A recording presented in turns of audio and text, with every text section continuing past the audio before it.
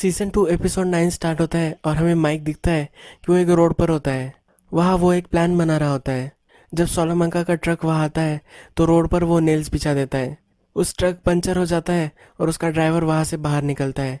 Mic ने mask वगैरह पहना होता है और उस ड्राइवर को वो डिसेबल कर देता है। उस पर आग कर पट्टी वगैरह बांधता है। उसे पता होता है कि जो ट्रक है उसके टायर्स में ही सोलामंका ने पैसे छिपाए हुए हैं।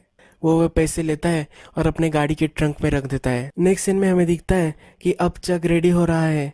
वो मेसा वर्डे का जो केस है उसकी पहली हेयरिंग होती है और वहाँ वो जाने वाला होता है।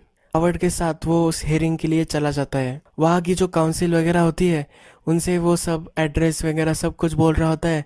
पर फिर काउंसिल को पता चल जाता है कि जो एड्रेस वो बोल रहा है वो गलत है। उसे क्लियर करने की कोशिश करते हैं पर चक मान नहीं रहा होता।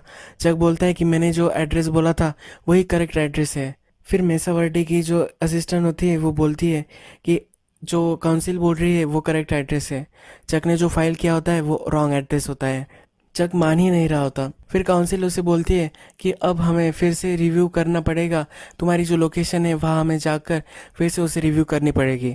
इसीलिए वक्त लगने वाला होता है और उन्हें वो 1 महीने का टाइम दे रहे होते हैं। चक बोलता है इससे हमें बहुत ही इनकन्वीनियंस हो जाएगा। अगर तुमने प्रोविजनल हमें परमिशन दे दी तो ये बहुत ही अच्छा होगा। पर वो सब नहीं मानते। चक घर पर आता है और वो फिगर आउट नहीं कर पाता ये क्या रहा है। वो सब डॉक्यूमेंट्स वगैरह चेक करता है और उसमें भी उसे करेक्ट डॉक्यूमेंट्स ही मिलते हैं। सॉल ने ऑलरेडी उसके घर में जाकर डॉक्यूमेंट्स चेंज कर दिए होते हैं। माइक को अब इतने सारे पैसे मिल गए हैं। सालामांका से भी उसने बदला ले लिया है। वो बहुत ही खुश होता है। बार में वो सबको फ्री ड्रिंक्स देता है। नेक्स्ट सीन में हमें दिखता है कि सॉल और किम अपने ऑफिस को पेंट कर रहे होते हैं। वो बहुत ही एक्साइटेड होते हैं अपने ऑफिस के लिए। तभी किम को फिर से कॉल आ जाता है और उसे मेसा वर्डे फिर से बैक मिल जाता है। वो बहुत ही खुश होती है कि उसे अपना क्लाइंट फिर से मिल गया। चक का फिर उसे कॉल आता है। चक ने उसे सब डॉक्यूमेंट्स वगैरह लेने के लिए बुलाया हुआ होता है। वो सॉल को भी उसके साथ उसे लाने के लिए बोलता है। चक फिर किम को बोलता है कि मुझे पता है कि सॉल ने क्या किया है। मुझे तुम्हें सब बता देना चाहिए इसलिए मैंने तुम्हें यहाँ बुलवाया है। वो किम को बोलता है कि एक रात में बहुत ही तकलीफ में था और मैं पास आउट हो गया था। तब सॉल यहाँ आया था। सॉल को तुम्हारे लिए तुम्हारा क्लाइंट वापस लाना था इसलिए उसने मेसा वर्डे की जो फाइल्स थे वो सब वो लेकर चला गया। उसने वो जेरोक्स पर गया और उसने वो फोर्ज की और एड्रेस वहाँ बदल दिया। उसे पता था कि इससे मैं गलती करूँगा और ये बहुत ही ट्रबल में मैं आ सकता हूँ और तुम्हें तुम्हारा केस फिर से वापस मिल जाएगा। मैं जो अक्यूज़ कर रहा हूँ वो गलत हो सकता था पर मैं सॉल को जानता हूँ। वो जब स्कूल में था वो एक फेक आईडी भी फॉर्ज करता था यानी कि वो अपने फ्रेंड्स को बियर ला सके। सॉल के लिए ये कुछ भी बड़ी बात नहीं है। फिर वो किम से बोलता है कि जब मैं फिर से वापस आया सॉल ने फिर से डॉक्यूमेंट्स एक्सचेंज कर लिए थे। उसके पास घर की कीज है इसलिए वो घर में कब भी आ जा सकता है। किम चक को बोलती है अगर सॉल में सचमुच में ऐसा किया है तो उस पर सीरियस चार्ज लग सकते हैं। पर सॉल इतना सब कुछ नहीं कर सकता। ये बहुत ही इलाबरेट प्लान है और इसमें एक सिंपल एक्सप्लेनेशन भी आ सकता है। वो बोलती है इसमें एक सिंपल एक्सप्लेनेशन भी है कि तुम सिंपली भूल गए कि तुमने क्या वहाँ लिखा था। तुमसे मिस्टेक हो गई और वो इस मिस्टेक तुम रिपीट करते गए। वो सॉल की साइड लेती है। जब वो दोनों कार में आकर बैठते हैं तो किम उसे मारने लगती है। किम को पता होता है कि सॉल ने यह सब किया है। नेक्स्ट सीन में हमें दिखता है कि सॉल अभी भी अपनी एडवर्टाइजमेंट शूट कर रहा होता है। उसे अमेरिकन फ्लैग के साथ अपनी एडवर्टाइजमेंट शूट करनी होती है तो एक स्कूल पर वो पहुंच जाता है। वहाँ वो चोरी चोरी उस एडवर्टाइजमेंट को शूट करने वाले होते हैं पर वहाँ की टीचर्स वहाँ आ जाती है। सॉल उनको बोलता है कि मेरे पास परमिशन है।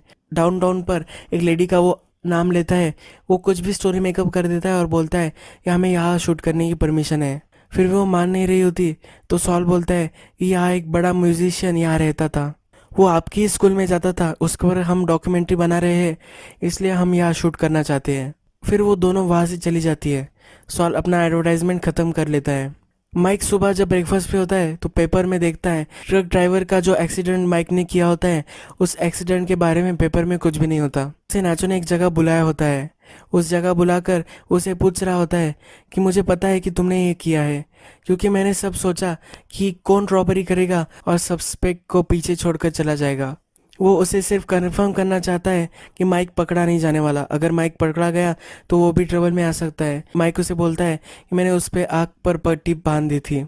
मैं भी एक मास्क में था तो कभी भी वो मुझे ट्रैक नहीं कर सकता। नाचो बोलता है कि जब तक तुम ट्रैक ना हो तब तुम कुछ भी कर सकते हो, मुझे इससे कोई भी फर्क नहीं पड़ता। माइक उससे पूछता है कि ये एक्सीडेंट क्यों पेपर्स में नहीं आया। नाचो उसे बोलता है कि एक आदमी वहां से गुजर रहा था, फिर उसने ड्राइवर को बचाया और ड्राइवर ने सालामांका को कॉल कर दिया। सालामांका खुद ने ही उस आदमी को मार दिया, यानी कि किसी को भी इसके बारे में पता ना चले। माइक को सालामांका को जेल में देखना होता है, इसलिए वो ये सब कर रहा होता है। नाचो उसे बोलता है कि तुम ये जब पैसे वगैरह चोरी कर रहे हो ये ठीक है, पर तुम्हें सालामांका के पीछे नहीं लगना चाहिए। वो गन निकालता है और माइक को मारना चाहता है, पर माइक बोलता है कि तुम ऐसी गलती मत करना। माइक उसे समझाता है कि अब ये बिजनेस खत्म हो चुका है, मैं सालामांका के पीछे नहीं लगने वाला। नाचो फिर वहां से चला जाता है। किम और सॉल घर पर होते हैं। सॉल उसे अपनी एडवर्टाइजमेंट दिखा रहा होता है। किम को वो एडवर्टाइजमेंट बहुत ही अच्छी लगती है। सॉल उसे बोलता है कि सुबह जो हुआ उसके बारे में क्या हमें बात करनी है। किम बोलती है कि मुझे कभी भी इसके बारे में बात नहीं करनी। किम उसे सलाह देती है कि चक एक बहुत ही डेंजरस एनिमी बन सकता है। तुमने जो भी कुछ किया है वो फिर से तुम तक नहीं आना चाहिए, यानी एविडेंस वगैरह तुम्हें सब मिटा देना चाहिए। फिर सॉल डायरेक्टली वहाँ से उठ जाता है और जेरोक्स के शॉप पर चला जाता है। वहाँ का जो काम करने वाला होता है उसे बोलता है कि क्या तुम मुझे जानते हो, क्या तुम बता सकते हो कि मैं यहाँ आया था। वो उससे कुछ भी नहीं बोल रहा होता है, क्योंकि चक का जो असिस्टेंट होता है वो वहाँ ऑलरेडी आकर सॉल की फ़ोटो उसने उसे दिखाई होती है। सॉल उसे बोलता है मुझे पता है कि यहाँ एक आदमी था आया था और उसने तुम्हें मेरी फ़ोटो दिखाई थी। फिर सॉल टेबल पर बहुत सारे पैसे रखता है। फिर वहाँ काम करने वाला उसे पूछता है कि क्या ये मुझे ट्रबल में ला सकते हैं। सॉल बोलता है कि ये कभी भी तुम्हें ट्रबल में नहीं लाएंगे। ये ब्रदर्स के बीच में एक अनबन है और ये कभी भी तुम्हें पुलिस वगैरह नहीं पकड़ सकती। मेरा ब्रदर अब यहाँ थोड़े टाइम में आएगा, वो भी लॉयर है और मैं भी लॉयर हूँ। फिर वो तुम्हें इंटिमिडेट कर सकता है, वो बोल सकता है कि तुम जेल में जाओगे वगैरह वैसे, पर तुम ट्रबल में नहीं आओगे, ये मेरी गारंटी है। फिर वो भी मान जाता है। वहाँ एक सिक्योरिटी कैमरा होता है। सॉल उस लड़के को और भी पैसे देता है और वो उसका जो मेमोरी होता है वो इरेज कर देता है। चक फिर उस जेरोक्स शॉप में आता है। वह बहुत सारी इलेक्ट्रिसिटी होती है, फिर भी वो अंदर जाता है और उस लड़के को कन्फ्रंट करता है। उससे बोलता है कि ये मेरा ब्रदर यहाँ आया था, तो उसे बोलता है कि मुझे अब याद नहीं है, मुझे नहीं लगता कि ये आया था। चक उसे बोलता है कि मेरे असिस्टेंट आया था, तुमसे तो उसे तो तुमने बोला था कि ये अभी अभी यहाँ आ चुका है। वो लड़का उसे बोलता है कि उसके जाने के बाद मैंने फिर से उस पर सोचा, अब मुझे लग रहा है कि ये वो नहीं था। चक बहुत ही गुस्सा करने लग जाते हैं और गुस्से गुस्से में ही उसे चक्कर आ जाती है। उसका सर वहाँ टकरा जाता है और ब्लीडिंग उसे होने लग जाता है। सॉल भी ये सब देख रहा होता है और वो एम्बुलेंस को कॉल कर देता है। यही एपिसोड खत्म हो जाता है।